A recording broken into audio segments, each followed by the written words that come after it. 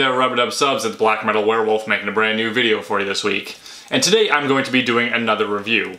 Now I know a couple of weeks ago I released a video on news and updates for my channel, and I said I'm not going to be doing a lot of reviews anymore for a couple of reasons. Number one, I don't think I'm very good at doing them, and number two, whenever I do them I feel like I'm doing homework and I don't really like that feeling. However, there is one band that I did a couple album reviews for in the past, and I really enjoyed them, and they sent me another one to review. So first of all, I do think they really deserve a review because they sent me the album to listen to and review, and I really enjoyed their first two albums, so I want to really get into this one and talk about it. So the album I'm reviewing today is False Hope Cruelty by Revenge Prevails. So when I listened to this album, I listened to it two ways. The first time I listened to it, I listened to it on its own by itself to get a feel for it, just as its own standalone album.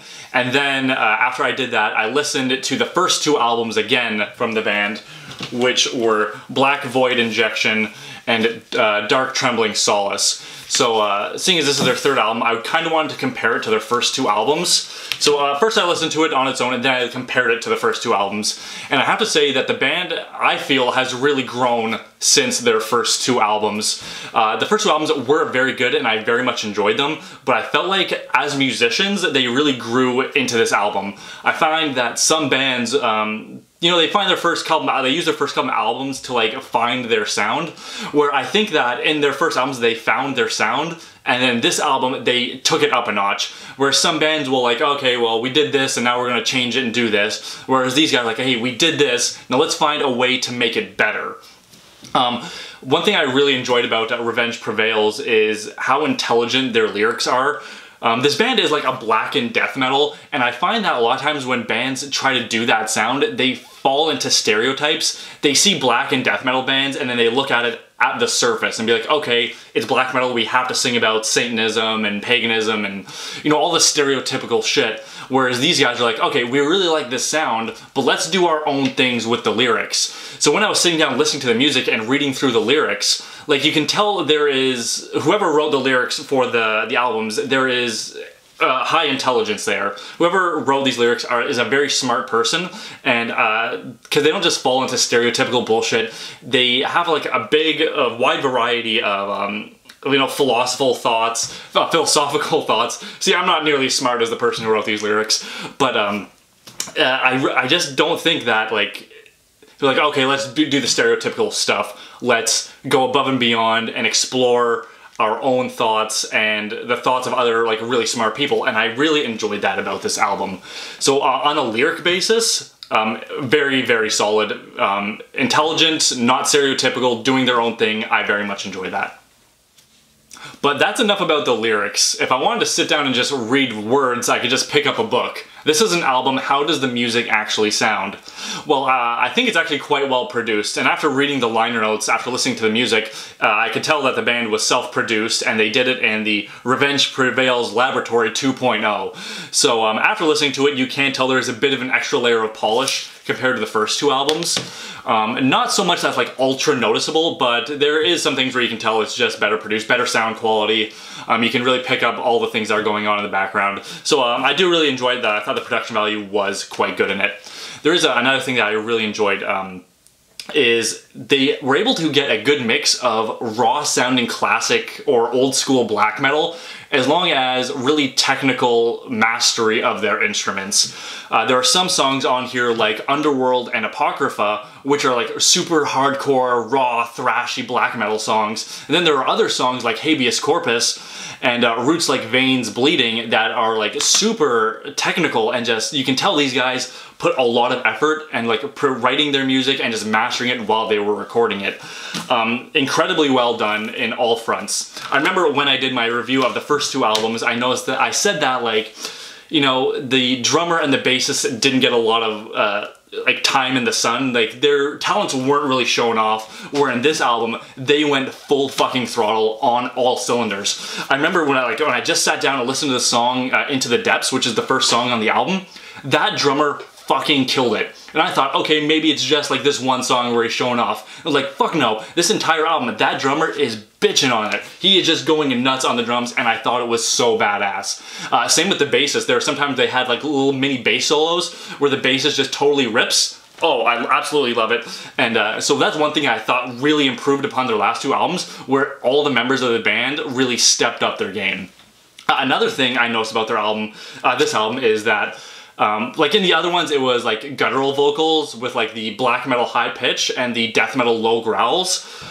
This one has some clean vocals in there too. The one thing I do like about it is that they don't overuse it. Like, there are a few songs where they use the clean vocals, but it didn't feel like they were just using it as a gimmick. They also had their bass player, who was a female, do some vocals on it too. Once again, her and almost angelic voice really contrast like the harsh guttural vocals, which I think creates an amazing contrast.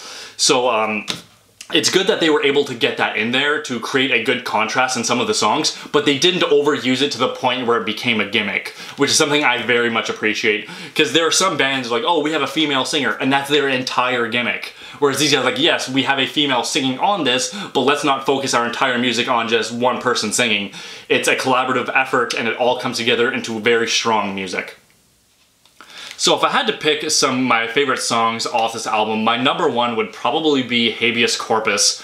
In my opinion, that was the best song on the album. It was very loud, thrashy, but also had some really good melodies to it, so I thought it was just an awesome song. Other really good songs on here are Bliss is a Hoax, Into the Depths, Apocrypha, Shapeshifter's Dawn, and Roots Like Veins Bleeding. In my opinion, those are the best songs on the album. There is only one song that I didn't really like, which was Levitate and Linger. That one just didn't really do it for me. Not to the point where I hate it, where like, oh, this song fucking sucks. It's just that I think the rest of the album is quite a bit better by comparison. But I could see how other people can like it, it just didn't really do it for me. So the last thing I really want to talk about this album is the art. When I first looked at the cover art, I didn't really think much of it. It's pretty bland and boring. One thing I didn't like about the cover art is that they have a really, like, the band has a really cool logo, and they didn't really show it off on this album. So I thought it would have been better if they had like the really cool like Revenge Prevails on there. But once you open it up, it's pretty cool. The art on the disc itself is like an alligator eating its own tail, which is pretty cool. And then when you open up the book here, it has some pretty cool art. I really like this little devil one. I think that's always pretty cool to look at. And in the back, they have a really cool silhouette picture of the band. So the album art isn't much. It is pretty cool, but I'm not going to dock this album any points of it. I just like talking about album art. I do enjoy it. I thought it was better than their last albums. So yeah, I enjoyed it. So if I had to give this album a score out of 10, I think I would honestly give it a solid 9.5. I thought it was better than their last albums, and their last albums were pretty damn good. I think I would have given it a perfect 10 if it just wasn't for that one song that I personally didn't care for, but I could see other people listening to it and giving it a perfect 10 because they did enjoy that song. Obviously, if you're not a fan of like black and death metal and shit, you won't particularly like this album. But I do think you should give it a chance even if you don't like that type of music, mostly because these guys aren't just stereotypical surface black metal, you know? They have their own voice, they have their own sound, and they just kind of use that style to get that point across, and that's what I really like about it. So Revenge Prevails, False Hope Cruelty, 9.5 out of 10. I think you guys should really check it out. Now I just want to give a very big thank you to the band Revenge Prevails for sending me this album to review. That was incredibly nice of you to do so, and I very much appreciate it. And I really do hope that Revenge Prevails gets more recognition and gets more out there, because it's a solid band. There are some you know, bands that are signed to record labels that, you know, are complete and utter shit, where these guys, I think, you know, deserve a good record label. Their sound is growing every time I hear them. They are getting better and better. They're becoming masters of their instruments, and I think they deserve more recognition. So, of course, I'll be putting a lot of info for them down in my description. If they have a Facebook page, Instagram, anything down there, I'll be putting it down there so you guys can check them out too. And I do highly suggest you check them out. They absolutely deserve a listen. Put it in your damn stereo and crank it up to 10. They fucking deserve it.